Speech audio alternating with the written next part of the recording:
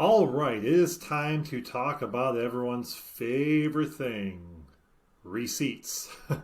Everyone loves keeping track of receipts.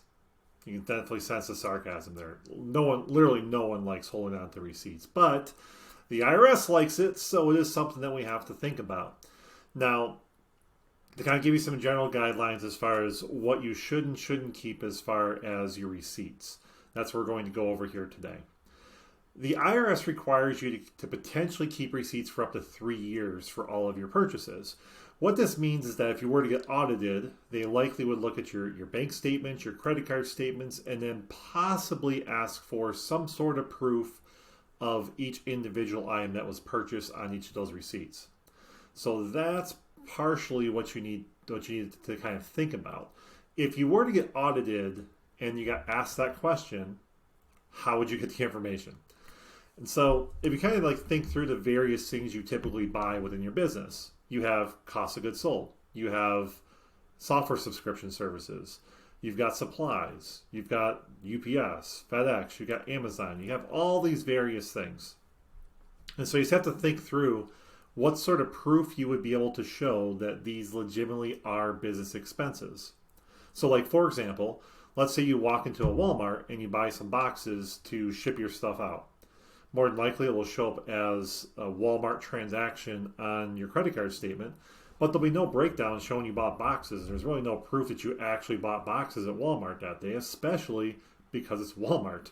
You could have literally bought anything from Walmart. You could have bought a PS4 from Walmart. You could have bought groceries.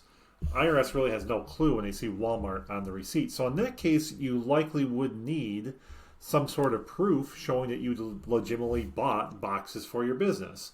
And the way you would do that is to keep the physical receipt for that. And obviously if you're using their internal tracker, where I know they have like an app where if you scan it through the app and it stores a copy of the receipt and you can electronically pull it up, that would be great.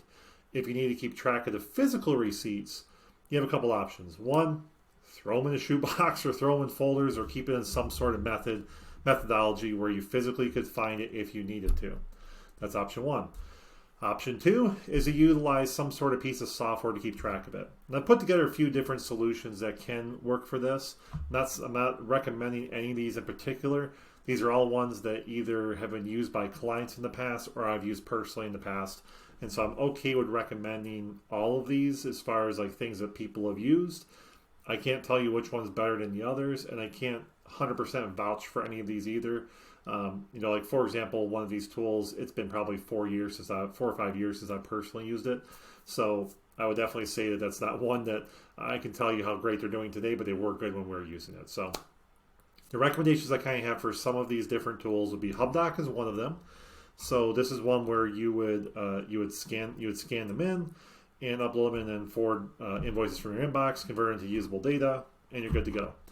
Then you have Shoebox, which is a service that you can either scan it with an app on your phone, or you can literally take a whole shoebox worth of stuff, mail it to them, and they will digitize everything.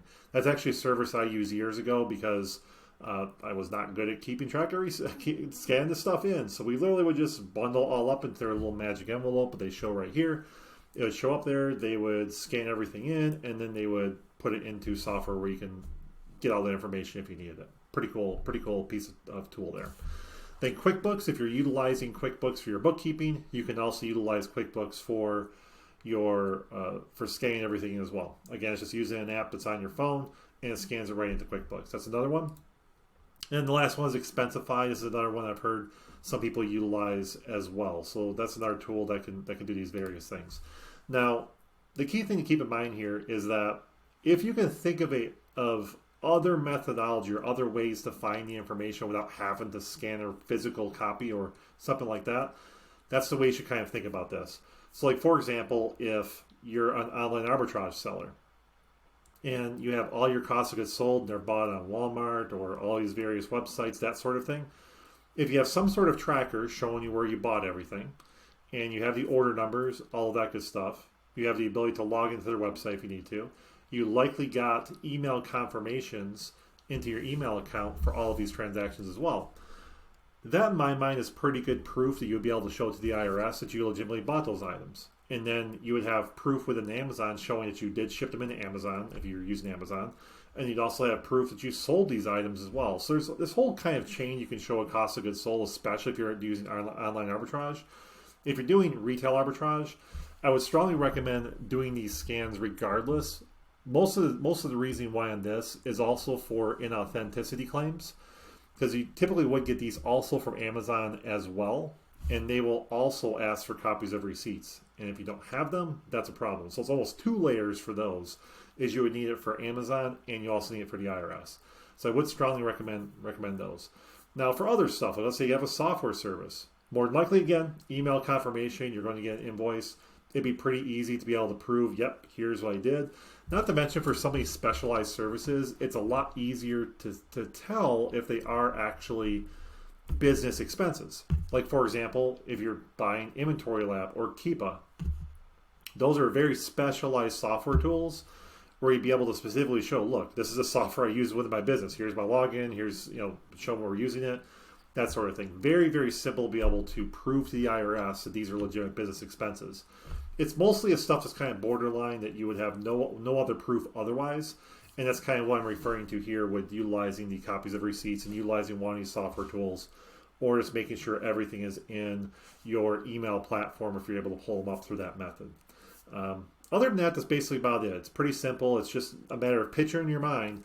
If you did get asked the question, prove this to me, how would you do it? And that's how you would do it. One last thing here is when it comes down to mileage for specifically for driving to like UPS store, or if you're sourcing with retail arbitrage, that sort of thing. Generally, you'll want to have some sort of mileage log for that. And a website that we typically recommend for that is MileIQ, is what we typically recommend for mileage as well. So that kind of wraps it up. If you have any specific questions around any of these sort of things, feel free to let us know. Thanks.